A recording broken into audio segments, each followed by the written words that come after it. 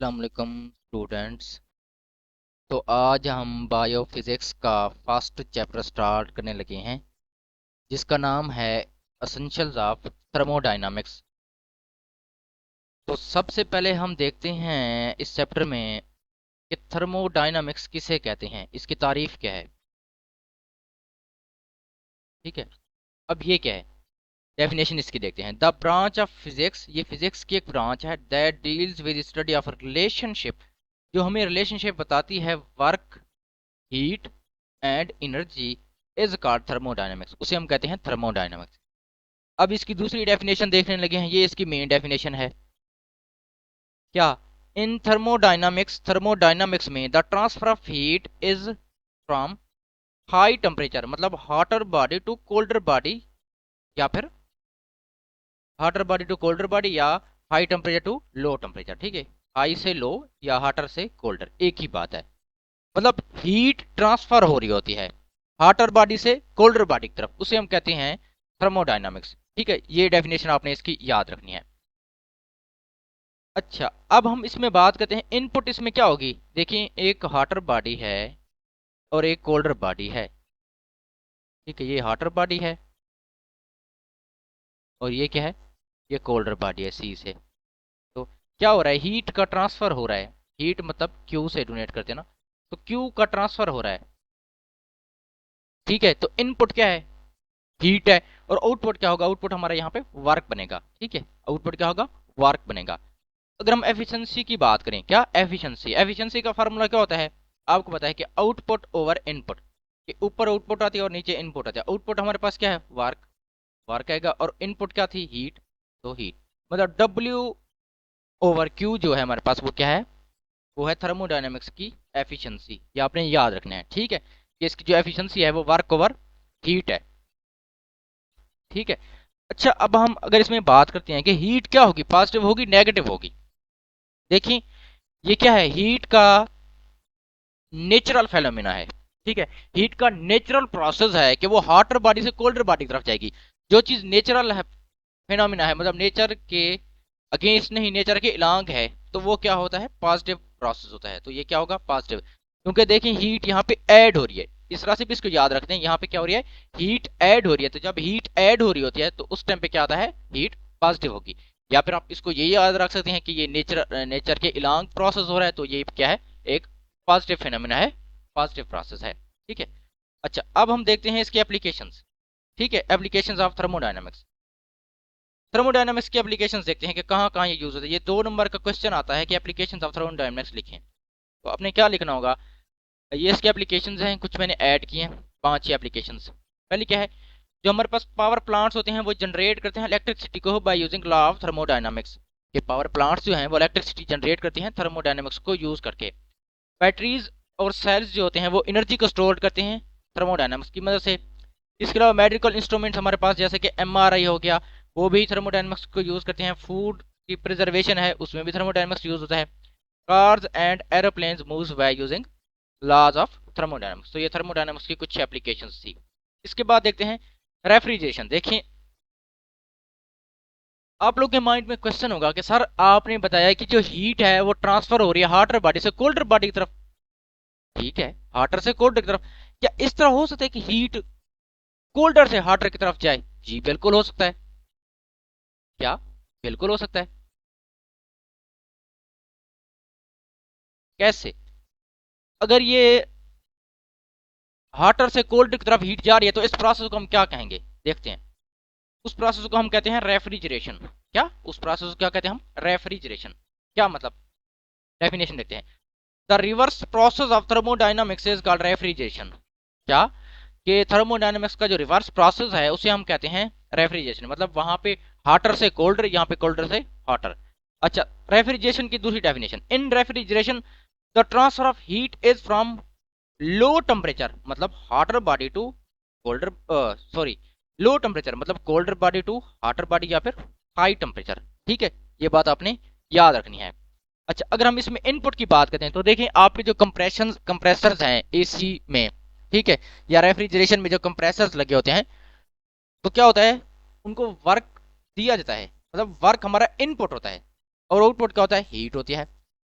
ठीक है ना, वो वर्क करते हैं रेफ्रिजरेशन में, या फिर हमारे पास जो आपके एसी होते हैं या फ्रिज वगैरह होते हैं उसमें क्या होते हैं, कंप्रेसर्स होते हैं, या रेफ्रिजरेटर में। ठीक है, तो क्या किया जाए, उनके ऊपर वर्क किया जाता है। तो इनपुट यहाँ पे वर्क होगी और आउटपुट क्या होगी, हीट होगी। तो ये उलट है उसके थर्मोडायनामिक्स के, वहां पे इनपुट हीट थी, यहाँ पे इनपुट क्या है, वर्क है। ठीक है, उनके ऊपर जो कंप्रेसर हैं वो वर्क डन करते हैं, तभी जाके जो है ना रेफ्रिजरेशन का प्रोसेस होता है, आपके एसी हो गए या फिर फ्रीजर्स वगैरह में।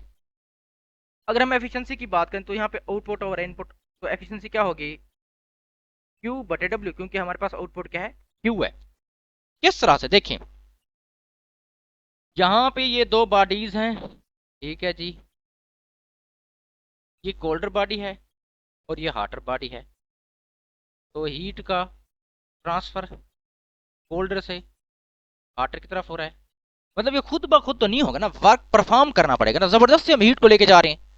ठीक है, अगर हम जबरदस्ती लेके जा रहे हैं तो नेचर के अगेंस्ट है, मतलब नेचुरल प्रोसेस जो है वो हार्टर से कोल्डर को फेवर करता है, लेकिन ये हम नेचर के अगेंस्ट कर रहे हैं, तो इसलिए हमें वर्क डन करना पड़ रहा है। ठीक है, कि हीट को हम रिमूव एक जगह से, पहले हीट कम है, आप उसको दोबारा से उसकी हीट वहां से रिमूव कर रहे हो, तो क्या है कि ये जो प्रोसेस है नेचर के अगेंस्ट है एक तरह से ना। तो यहाँ पे क्या होगा, क्यू नेगेटिव होगा, या इस तरह भी कह सकते हैं कि यहाँ से जो हीट है हम रिमूव करें, तो जब हीट का रिमूवल होता है तो वो क्या होता है, वो नेगेटिव होती है। समझ आ गई? ठीक है, तो इसलिए जो है ना यहाँ से हीट रिमूव हो रही है और वर्क डन हो रहा है, तो वर्क डन क्या हमारा इनपुट, और हमें क्या मिल रही है, आउटपुट, मतलब हीट मिल रही है। ठीक है,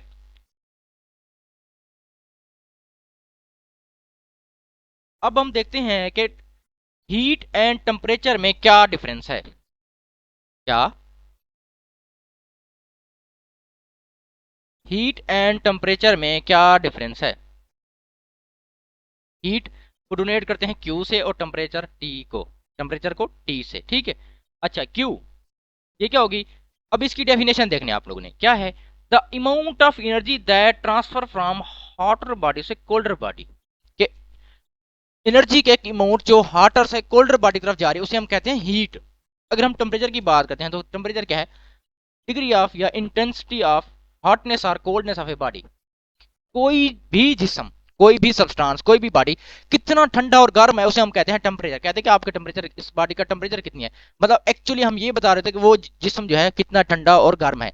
अब किसी को बुखार हो जाए, कहते हैं कि उसका टेम्परेचर हो गया, मतलब उसका टेम्परेचर हाई हो जाता है। हम क्या करते हैं, टेम्परेचर के रूप से बताते हैं क्या, कि कोई जिसम कितना ठंडा और गर्म है। ठीक है, उसे हम कहते हैं टेम्परेचर। अच्छा, ये क्या होगा, ये होगा total kinetic energy of gas molecule, total kinetic energy of molecules. अब काइनेटिक एनर्जी के आपको पता है तीन बेसिकली फॉर्म्स होती हैं। ठीक है, ट्रांसलेशनल, रोटेशनल और वाइब्रेशनल, मतलब ये टोटल होगी, इसमें ट्रांसलेशनल भी होगी, रोटेशनल भी होगी और वाइब्रेशनल भी होगी। अब टेम्परेचर जो होता है वो average kinetic energy of molecules होती है। ठीक है, ये क्या होती है, ये डिफरेंस याद रखिए, टोटल काइनेटिक एनर्जी है, ये एवरेज काइनेटिक एनर्जी है। अगर हम यूनिट की बात करें तो यूनिट इसका क्या है, एसआई यूनिट जूल है, याद रखना है, एसआई यूनिट जूल हीट का, और टेम्परेचर का केल्विन। ठीक है, अदर यूनिट भी हैं इनके, लेकिन आपने एसआई यूनिट याद रखना कि इसका जूल है और इसका केल्विन है। याद रखें, टेम्परेचर के आपने और तीन भी यूनिट पढ़े होंगे, कि सेल्सियस है, फारेनहाइट है, तो वो इसके एसआई यूनिट नहीं है, एसआई यूनिट जो है ना वो केल्विन ही है। ठीक है, इसके बाद नेक्स्ट देखते हैं कि principle of transfer of heat, कि किस प्रिंसिपल के तहत, ठीक है, किस असूल के तहत जो है ना हीट का, ऊपर हमने पढ़ा कि ट्रांसफर हो रही है, तो किस असूल के तहत ट्रांसफर हो रही है हीट। वैसे मुझे बताने की जरूरत नहीं है, मैंने क्या बताया था आपको, दो पॉइंट बताया कि एक जिसम ठंडा और एक जिसम गर्म है, तो यही इसका ट्रांसफर ऑफ हीट का प्रिंसिपल है। किस तरह से, transfer of heat from hotter body to colder body depends upon temperature difference. ठीक है जी, मैंने क्या बताया था कि एक जिसम ठंडा है और एक जिसम गर्म है, तो उन दोनों बॉडीज का क्या है, टेम्परेचर में डिफरेंस है। समझ आ गई?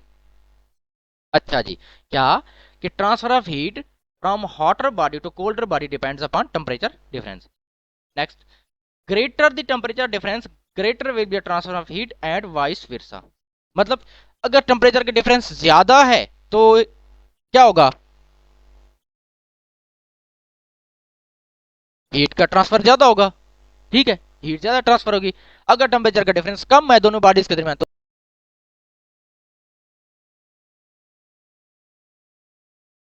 अगर टेम्परेचर का डिफरेंस कम होगा तो ट्रांसफर ऑफ हीट कम होगा। वाइस वर्सा का मतलब यह है कि उसके अपोजिट या फिर रिवर्स। ठीक है, मतलब यहाँ पे जो रिलेशन बनेगा वो ये बनेगा कि Q directly proportional to delta T. Delta से मुराद होता है कि चेंज या डिफरेंस।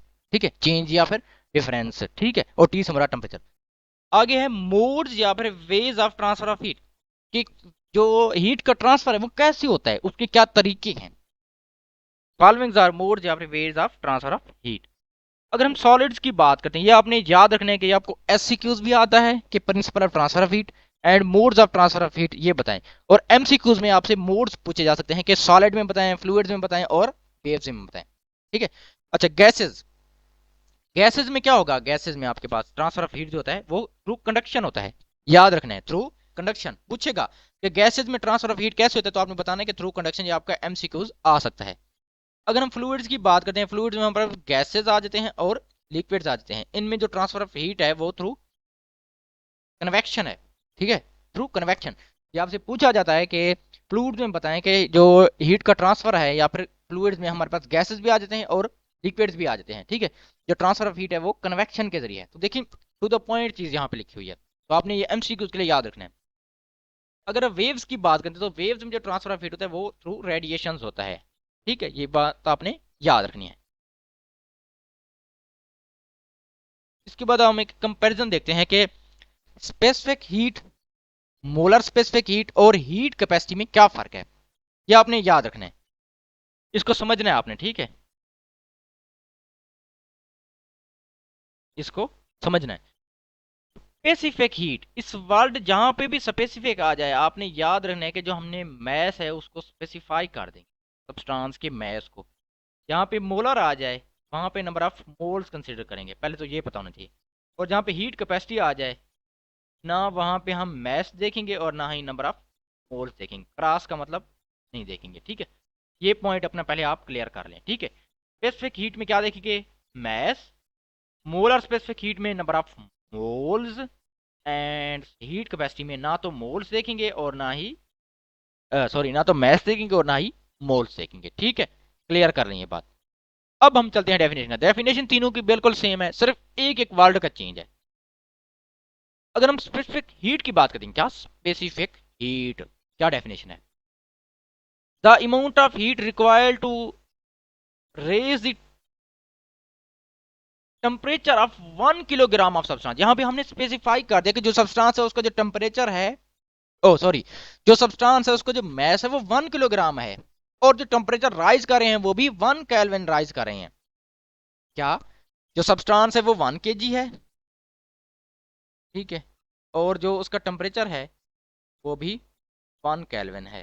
ठीक है, ये मैस हो गया और ये टेम्परेचर हो गया। समझ आ गई कि उसका जो मैस है, देखिए कोई एक ऐसा जिस्म है जिसका मैस है, कोई बॉडी है, कोई सब्सटेंस है, उसका मैस हम, उसका है मैस 1 kg, हम उसका अगर टेम्परेचर राइज करें, क्या 1 केल्विन, कितना 1 केल्विन, उसे हम कहते हैं स्पेसिफिक हीट। अगर हम इसके फार्मूला की बात करें तो देखते हैं। बेसिक फार्मूला हमें पता है कि Q is equal to M C delta T. ठीक है, तो हमें C चाहिए स्पेसिफिक हीट, तो इन दोनों को इधर ले जाएं तो C यहाँ पे रहेगा और ये दोनों यहाँ पे इसके साथ क्या हो रहे हैं, मल्टीप्लाई। ये इस साइड बाकी क्या होंगे, डिवाइड। तो C को इधर लिख दें और Q बटे M डेल्टा टी। अब हम देखते हैं इसका यूनिट। अच्छा, C is equal to, unit की बात करते हैं ना, तो Q हीट, हीट का यूनिट क्या होता है, जूल बटे, ये बटे के नीचे, और मैस का केजी, टेम्परेचर का केल्विन आपको पता है, ऊपर बता चुका हूँ। तो ये दोनों बटे के नीचे जब ऊपर जाएंगे तो पर केजी और पर केल्विन आएंगे। तो ये देखिए इसका फार्मूला है जूल पर केजी पर केल्विन। ठीक है, molar specific heat, number of moles देखेंगे, मतलब कि ये भी वैसी डेफिनेशन है कि the amount of heat required to raise the temperature of a 1 mole of a substance by 1 kelvin is called molar specific heat. Formula वही, यहाँ पे m था तो यहाँ पे n आ जाएगा। Q is equal to N C delta T. तो ये सेम उसी तरह से है, C को इस साइड पे रहने दें और बाकी चीजें आके इसके नीचे डिवाइड कर दें। तो C is equal to Q बटे एन डेल्टा टी। समझ आ गई। अच्छा जी, अब Q जो है हमारे पास वो क्या है, हीट है, इसका यूनिट क्या है, जूल। और n नंबर ऑफ मोल्स, तो ये बटे के नीचे आएगा, और टेम्परेचर का केल्विन बटे के नीचे, तो ये दोनों बटे के नीचे जब ऊपर जाएंगे तो पर बन जाएंगे, पर मोल पर केल्विन। रट्टा लगाना है इसकी यूनिट को। अब है हमारे पास हीट कैपेसिटी। ये क्या है? The amount of heat required to raise the temperature of substance by 1 kelvin. ये हीट की अमाउंट है जो किसी भी सब्सटेंस के टेम्परेचर को बढ़ाने के लिए इस्तेमाल होती है, बाय 1 केल्विन। देखिए, हमने ना उसका मोल देखना है ना उसका मैस देखना है। कोई भी सब्सटेंस है, सिंपल सी बात है, उसका हमने टेम्परेचर राइज करना है कितना, 1 केल्विन। उसका ना हमने मोल देखना है ना मैस देखना, हमें क्या, जो भी मोल हो या मैस हो, हमें उससे कोई कंसर्न नहीं है। बस हमने किसी भी सब्सटेंस का 1 केल्विन टेम्परेचर राइज कर देना है, उसको हम कहते हैं हीट कैपेसिटी। देखिए, डेफिनेशन बिल्कुल सेम मैंने लिखे, सिर्फ जो चीज चेंज करने वाले वही चेंज किया, बाकी सेम डेफिनेशन है। अच्छा जी, फार्मूला की बात करते हैं। Q is equal to M C delta T, basic formula पता है। तो M C is equal to Q बटे डेल्टा टी। ठीक है, यहाँ पे स्पेसिफिक हीट के लिए क्या, तो यहाँ पे क्या आएगा, स्पेसिफिक हीट के लिए एम सी आएगा। ठीक है, तो Q बटे डेल्टा टी, तो M C is equal to Q बटे डेल्टा टी। तो Q का यूनिट जूल और डेल्टा टी केल्विन, तो जूल पर केल्विन इसका यूनिट है। तो यूनिट आपने एमसीक्यूज के लिए याद रखो, रट्टा नहीं लगाना। इस तरह से निकालने यूनिट मैंने आपको बता दिया। बेसिक फार्मूला आपको पता होना चाहिए, उसके बाद आप यूनिट खुद ही इसके निकाल सकते हैं। ठीक है,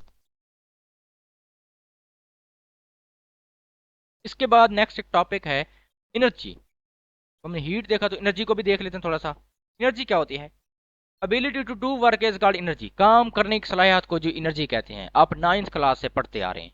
ठीक है, the capacity to do work या the ability to do work is called energy. Forms of energy, followings are forms of energy. Kinetic energy, किसकी वजह से, due to motion of an object. Formula की बात करते हैं तो 1/2 एम पी स्क्वायर, मतलब जो एनर्जी है ना, काइनेटिक एनर्जी, उसका वेलोसिटी के स्क्वायर के साथ डायरेक्ट रिलेशन है। मतलब काइनेटिक एनर्जी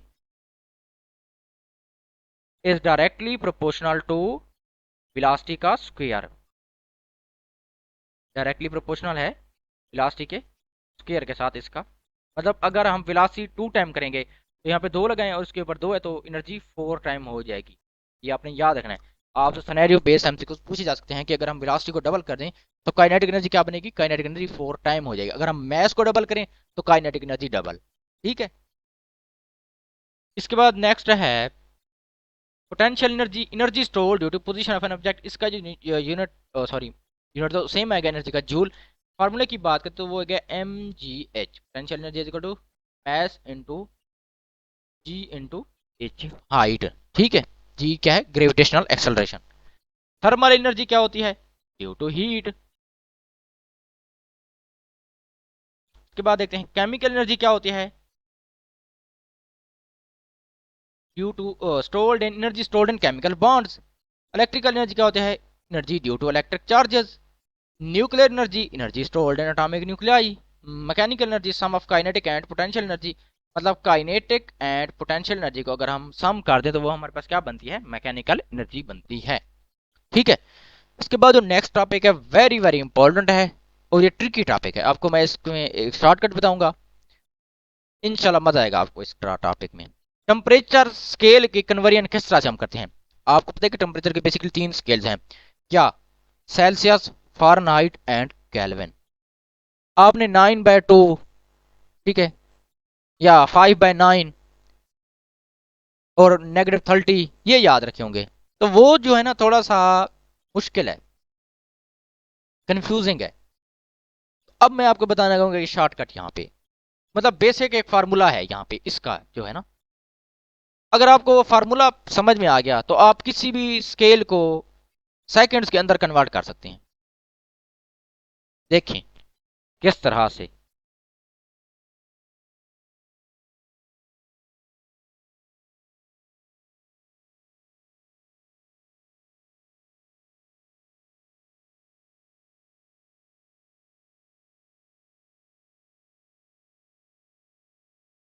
अब देखिए, अब आपने एक बेसिक जो है ना स्केल याद रखना है। वो क्या है, वो ये है कि टेम्परेचर स्केल, एक स्केल करो, एक बेसिक फार्मूला याद रखना है। ठीक है, टेम्परेचर स्केल में से नेगेटिव क्या करना है, freezing point of water over boiling point of water into freezing point of water.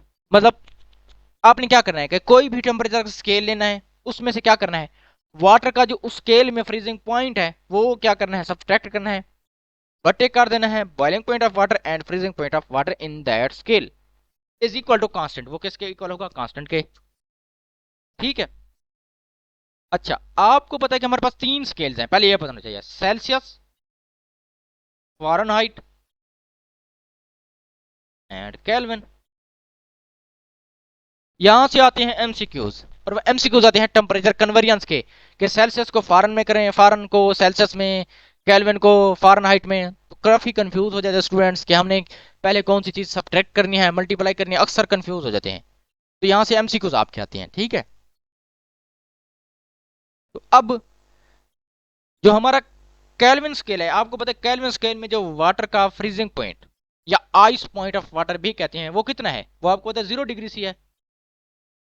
मतलब जहां पे पानी जम जाता है, और जहां पे पानी बॉयल होते थे वो आपको पता है 100 डिग्री सी है। मानते हैं ना इस बात को, पता है आप लोगों को। अगर हम फ़ारेनहाइट की बात करें तो इसमें जो इसका फ्रीजिंग पॉइंट है वो 32 डिग्री सी है, ओ सॉरी 32 फ़ारेनहाइट है। और अगर हम बॉइलिंग पॉइंट की बात करें तो वो है 212। केल्विन की अगर हम बात करें तो वो 273.15 जो है वो फ्रीजिंग पॉइंट है।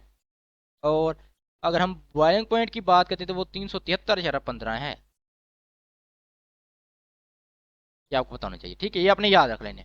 अगर आपने ये याद रख लिया तो मैं कहता हूँ कि आपके लिए टेम्परेचर कन्वर्जन बिल्कुल ईजी है, बिल्कुल चुटकी में आप कर लेंगे। किस तरह से, ये देखें। मैंने क्या बताया था कि टेम्परेचर स्केल में से freezing point of water over boiling point of water, और उसमें से क्या फ्रीजिंग पॉइंट ऑफ वाटर निकालना है। ठीक है। अब देखें ये किसके बराबर है, कांस्टेंट, मतलब आगे फिर और स्केल आएगा, उसके आगे फिर और स्केल आएगा। देखें टेम्परेचर स्केल हम ले रहे हैं यहाँ पे सेल्सियस, और आगे क्या, freezing point of water. Freezing point of water यहाँ पे क्या होता है, 0 होता है, over boiling point of water उस स्केल में 100 आपको पता है, and freezing point of water वही सेम 0। तो ये क्या बनेगा, तो ये बनेगा डिग्री सी ओवर 100। ठीक है, 0 से आप लिखते नहीं है, 0 से 0 कैंसिल, तो डिग्री सी ओवर 100। ठीक है जी। अच्छा, इज इक्वल टू कांस्टेंट है ना, मतलब दूसरे फिर आगे और स्केल आएगा। अब हम बात करें फ़ारेनहाइट की, तो यहाँ पे हम फ़ारेनहाइट लिखेंगे। फ़ारेनहाइट में वाटर का जो फ्रीजिंग पॉइंट मैंने बताया था वो 32 है, 32 लिख लें। और बॉइलिंग पॉइंट जो बताया था 212 था, फ्रीजिंग पॉइंट क्या था, 32 था। अब देखें, अब फ़ारेनहाइट में क्या है कि फ़ारेनहाइट -32। ठीक है, नीचे क्या आएगा, इसको सॉल्व करें, 212 में से 32 निकालेंगे तो क्या आएगा, 180 आएगा हमारे पास। इज इक्वल टू, फिर ये इक्वल है। टेम्परेचर स्केल क्या है, केल्विन है। केल्विन में फ्रीजिंग पॉइंट ऑफ वाटर क्या था, 273.15 था। बॉइलिंग पॉइंट ऑफ वाटर क्या था, 373.15 था। और इसका फिर फ्रीजिंग पॉइंट ऑफ वाटर क्या है, 273.15। तो ये तो वैसे ही आएगा ऊपर। जब हम 273.15 में से, ओ सॉरी 373.15 में से 273.15 सब्ट्रैक्ट करें तो हमारे पास क्या आएगा, आंसर आएगा 100। तो ये बेसिकली हमारे पास एक स्केल बन गया। ये आपने याद रखना है। ठीक है, इसको बेशक ना याद रखें, इसको भी ना याद रखें, ये आपने याद रखना है। इसकी मदद से आप किसी भी स्केल को किसी में कन्वर्ट कर सकते हो, बिल्कुल इजी है। ये देखें, अब हम क्या कर रहे हैं, हम इन दोनों को कन्वर्ट करें आपस में। ठीक है, मतलब सेल्सियस और फ़ारेन को देख रहे हैं, तो इन दोनों को यहाँ पे ले आए, नीचे लिखें और सॉल्व करते हैं जी। इक्वेशन है हमारे पास,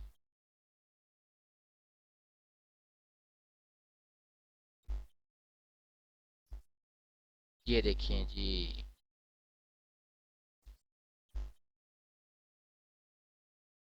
हाँ, ये देखिए, इस इन दोनों को हम नीचे सॉल्व कर रहे हैं। इन दोनों मतलब कि हम, हमारे पास क्वेश्चन है फ़ारेन और सेल्सियस का, इन दोनों की हम कन्वर्जन देखते हैं किस तरह से कर रहे हैं। हम इन दोनों को नीचे ले आए। ठीक है, तो ये 0 degree C over 100 is equal to Fahrenheit -32/180। ठीक है, ये अब इसको सॉल्व करना है हमने। ठीक है, तो इस 180 जो यहाँ पे है वो क्या हो रहा है, वो डिवाइड हो रहा है, इसको दूसरी साइड पे ले जाए, ये जाके उधर मल्टीप्लाई हो जाएगा। ठीक है। जब ये वहां पे मल्टीप्लाई होगा, इसको 180 से मल्टीप्लाई कर दें तो देखिए 0 से 0 कैंसल, 2 नम 18, 2 पंची 10। ठीक है, तो ये क्या आएगा, 9/5 आएगा। ठीक है, 9/5 सेल्सियस, समझ आ गई। और ये -30। तो ये देखिए, ये वही निकल है ना फार्मूला 9/5। तो देखिए मैंने आपको पूरी डेरिवेशन करके बताई है। ये इस तरह से नहीं कि आप लोग कहूँ कि नहीं भाई रट्टा लगा लें। अक्सर स्टूडेंट्स को कंफ्यूजन होती है कि पहले हमने -32 को सॉल्व करना है या 9/5 को सॉल्व करें। तो आप इस फार्मूले से देख लें, जो दिल करे आपको सॉल्व कर लें। मतलब 9/5 और फ़ारेनहाइट माइनस -30। तो यहाँ से आपको पता लग रहा है कि 9/5 के साथ पहले आपने क्या करना है, जो टेम्परेचर का कन्वेरियन का स्केल है उसको मल्टीप्लाई करना है। ठीक है, फर्ज करें वो आपसे कहता है कि फ़ारेनहाइट है, उसको कन्वर्ट करें सेल्सियस में। ठीक है, मतलब 32 फ़ारेनहाइट है, उसको सेल्सियस में कन्वर्ट करें, या 32 सेल्सियस है तो उसको फार में कन्वर्ट करें। तो आपने उसकी वैल्यूज जो है ना वो वहां पे पुट कर देना। मैं आपको क्वेश्चन भी दूंगा, प्रैक्टिस क्वेश्चन इंशाल्लाह। तो वो आपने फिर सॉल्व करके मुझे बताना है। अगर आपको नहीं समझ आएगी तो मैं आपको इंशाल्लाह सॉल्व करके बता दूंगा। ठीक है, अच्छा, बल्कि मैं सॉल्व खुद ही कर दूंगा, टेंशन ना लें। ये हो गया। अब हम क्या करते हैं, अब हम क्या करते हैं जी, अब हम इन दोनों को लेते हैं। ठीक है, अब हम इन दोनों को ले रहे हैं। पहले सेल्सियस और फ़ारेनहाइट लिया, अब हम सेल्सियस और केल्विन ले रहे हैं। तो सेल्सियस और केल्विन इन दोनों को ले लें, तो ये आएगा नीचे यहाँ पे। ठीक है जी, ये भी नीचे यहाँ पे एक दूसरे के इक्वल है। ठीक है जी, अब इसको हम सॉल्व करते हैं। तो 0 से 0 कैंसल,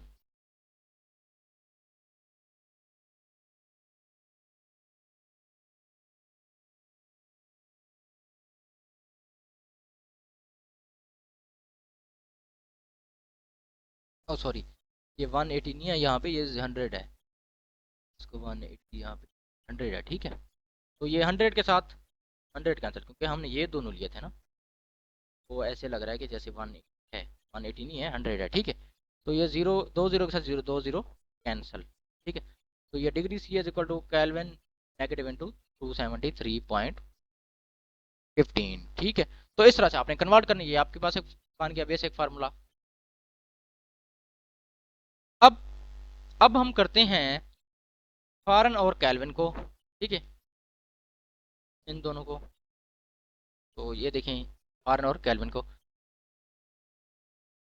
तो ये हमने लिख दिया यहाँ पे। 180 यहाँ पे क्या हो रहा है, डिवाइड हो रहा है, इसको दूसरी साइड पे ले जाएं, जाके मल्टीप्लाई होगा।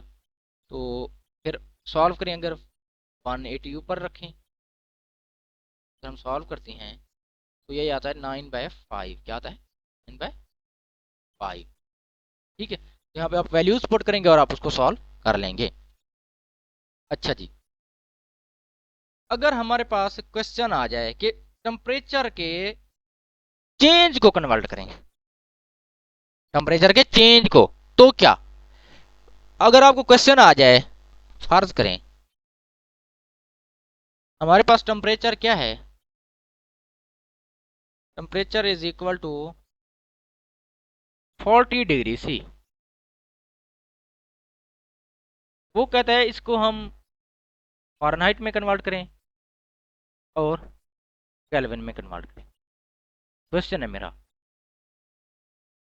ठीक है, क्वेश्चन है हमारे पास 40 डिग्री सी टेम्परेचर है, इसको जी आप फ़ारेनहाइट और केल्विन में कन्वर्ट करें। और एक और क्वेश्चन भी है, टेम्परेचर जो मेरे पास है वो 40 डिग्री नहीं है, वो 40 डिग्री की चेंज है। इसको आप फ़ारेनहाइट में करें और केल्विन में करें, तो क्या दोनों का एक ही फार्मूले से सॉल्व करेंगे हैं, बताएं, क्या दोनों को एक ही फार्मूले से सॉल्व करेंगे? बिल्कुल भी नहीं, दोनों के फार्मूले डिफरेंट है। अगर हम टेम्परेचर, सिंपल टेम्परेचर कन्वर्जन करेंगे तो ऊपर वाला फार्मूला जो भाई मैंने एक्सप्लेन किया वो वाला यूज करेंगे। अगर आपने टेम्परेचर के कन्वर्जन को, मतलब टेम्परेचर चेंज हो रहा है, फिर आपने उसको एक स्केल से दूसरे स्केल में कन्वर्ट करना है। दो बॉडीज हैं, मतलब उनका फिर जो है ना आपका जो फार्मूला बनेगा वो डिफरेंट बनेगा, याद रखना है आपने। अगर हम टेम्परेचर के चेंज को कन्वर्ट कर रहे हैं तो क्या बनेगा, तो ये वाला फार्मूला जो है ना आपने यूज करना है। क्या, टेम्परेचर का चेंज ओवर, मतलब वहां पे क्या था, वहां पे फ्रीजिंग पॉइंट इन्वॉल्व था।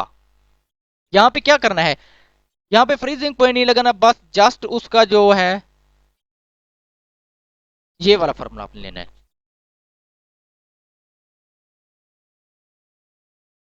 हाँ ये वाला, ये देखिए, ये वाला फार्मूला आपने लेना है। ठीक है, ऊपर जो है ना, ऊपर क्या लिखना है, जस्ट टेम्परेचर का स्केल लिखना है। ठीक है, फ्रीजिंग पॉइंट ये नहीं आएगा, ये भी नहीं आएगा, यहाँ पे तो फ्रीजिंग पॉइंट है नहीं, वैसे जीरो आता है। तो ये देखिए, ये वाला फार्मूला लेना है बस, ये वाला सिंपल सा फार्मूला। अगर हम टेम्परेचर को चेंज को कन्वर्ट करें, तो ये देखिए, टेम्परेचर स्केल ऊपर लिखना है, नीचे 100, टेम्परेचर स्केल फ़ारेनहाइट नीचे 180, ये वाला 180, temperature heat, temperature conversion kelvin और नीचे 100। ठीक है, तो ये टेम्परेचर के कन्वर्जन के लिए है। अब देखते हैं, इसको सॉल्व करते हैं। हमारे पास क्वेश्चन था कि जो हमारे पास टेम्परेचर है वो 40 डिग्री है, पहले उसको हम सॉल्व करते हैं 40 डिग्री वाले को। 40 डिग्री की सेल्सियस में, इसको फ़ारेन में कन्वर्ट करें और केल्विन में कन्वर्ट करते हैं जी। फार्मूला अप्लाई करें, कौन सा फार्मूला लगाना है, इसी फार्मूले से करें या इससे करें, जिस जिससे भी कर लें आप, दोनों का आंसर सेम आएगा। हम ये वाला फार्मूला ले रहे हैं जी। अच्छा जी, देखें जी, फ़ारेनहाइट में पहले कन्वर्ट कर रहे हैं। ठीक है, Celsius is equal to Fahrenheit negative 32। ठीक है, ये सेल्सियस है। अब 40 40 यहाँ पे डिवाइड मल्टीप्लाई हो रहा है, तो 9/5 multiply by 40 is equal to F negative. इस तरह स्टेप वाइज करना है। ठीक है, तो अब जो है ना, क्या करना है आपने,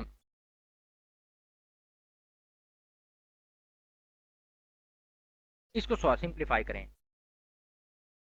5 कम 5 5 8 40, 9 8 72, मतलब इधर 72 आएगा और ये फॉरन हाइट नेगेटिव, तो दूसरी साइड पे ले जाएं, तो ये 32 उधर जाके क्या होगा, यहाँ पे सब्ट्रैक्ट हो रहा है तो यहाँ पे जाके ऐड होगा। तो 32 और 72 को जब हम ऐड करते हैं, ये हमारे पास बनता है 110। 10 ये 72 और 2 4 7 और 3 7, 104 आएगा हमारे पास क्या, फॉरेनहाइट। अब हम करते हैं केल्विन के लिए, तो कौन सा फॉर्मूला लें, ये ले लेते हैं। ठीक है, तो कितने सेल्सियस था, 40 था, इक्वल टू 273 चार या 5, ये यहाँ पे क्या है, ये यहाँ पे जो है ना नेगेटिव में है, तो इधर जाके क्या होगा,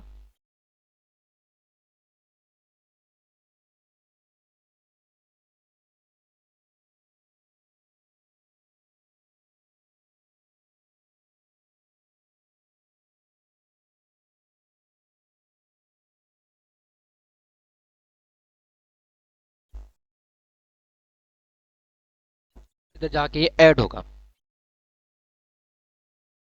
इधर जाके ये ऐड होगा। तो ऐड करें भाई, 273 इशारिया 15 जमा 40।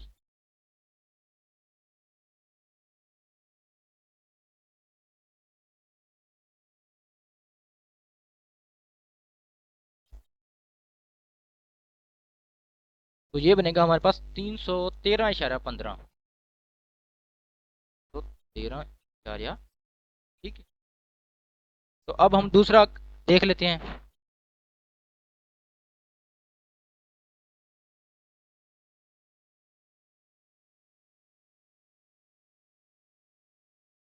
दूसरा मैंने कहा था 40 डिग्री सी, तो उसको हम अब ये वाला ले लेते हैं फिर। ठीक है, ये वाला फॉर्मूला यूज करते हैं 40 डिग्री सी के लिए, टेम्परेचर के चेंज को कन्वर्ट करने के लिए। तो लिखें जी, तो ये वाला ले रहे हैं, तो यहाँ इस यहाँ पे लिख देता हूँ 40/100 इज इक्वल टू F/180। तो ये देखिए, जीरो के साथ ये, हाँ, जीरो कैंसिल, इसके साथ ये वाली कैंसर। तो 18 को जाके हमने 4 से क्या करना है, अब दूसरी साइड पे मल्टीप्लाई। तो मल्टीप्लाई करें, 18 चौक 72, 72 हमारे पास आंसर आएगा। ठीक है, क्या आएगा, 72। अच्छा, अब क्या करना है, अब हम केल्विन में फिर कन्वर्ट करते हैं ना, तो इन दोनों को ले लेते हैं। क्या, इन दोनों को ले लेते हैं, तो यहाँ पे पुट करते हैं 40/100 इज इक्वल टू, यहाँ पे केल्विन आएगा बट्टे 100 से 100 का बेड़ा गर्क करना है, तो यहाँ पे आएगा 40 केल्विन आएगा, केल्विन। यहाँ से एक बात हमें पता लग रही है कि जो केल्विन में और सेल्सियस में टेम्परेचर को अगर चेंज को हम कन्वर्ट करें तो वो दोनों एक दूसरे के इक्वल है, मतलब आपने उसको चेंज करना ही नहीं है। अगर आपसे टेम्परेचर का चेंज का क्वेश्चन आ जाए, ठीक है, और वो कहे कि सेल्सियस और केल्विन में कन्वर्ट करें, तो आपने नहीं करना करना उसको चेंज, क्योंकि वो दोनों सेम ही है, मतलब इक्वल आते हैं। ठीक है, तो ये बात आपने याद रखनी है। तो ये था हमारा आज का लेक्चर। उम्मीद है आपको सारे पॉइंट्स क्लियर हो गए होंगे। अगर कोई भी पॉइंट आपको समझ ना आया हो तो आप दोबारा से पूछ लीजिएगा। आपके लिए एक असाइनमेंट है कि टेम्परेचर हमारे पास है 60 डिग्री केल्विन, इसको अब फ़ारेनहाइट में भी कन्वर्ट करना है अपने, ओ सॉरी, फ़ारेनहाइट सेल्सियस है 60, इसको फ़ारेनहाइट और केल्विन में कन्वर्ट करना है। ये आपके पास असाइनमेंट है। ठीक है, 60 डिग्री सी हमारे पास क्या है, टेम्परेचर है, सेल्सियस है, तो इसको फ़ारेनहाइट और केल्विन में कन्वर्ट कर देना है आपने। इसी फार्मूले को यूज़ करते हुए समझना है कि ये किस तरह से कन्वर्ट होते हैं, और आपने मुझे चेक कराना है इस 60 डिग्री को फ़ारेनहाइट और केल्विन में कन्वर्ट करने के बाद। तो ये है आप लोगों की असाइनमेंट। तो आज का लेक्चर फिर हम यहीं पे एंड करते हैं।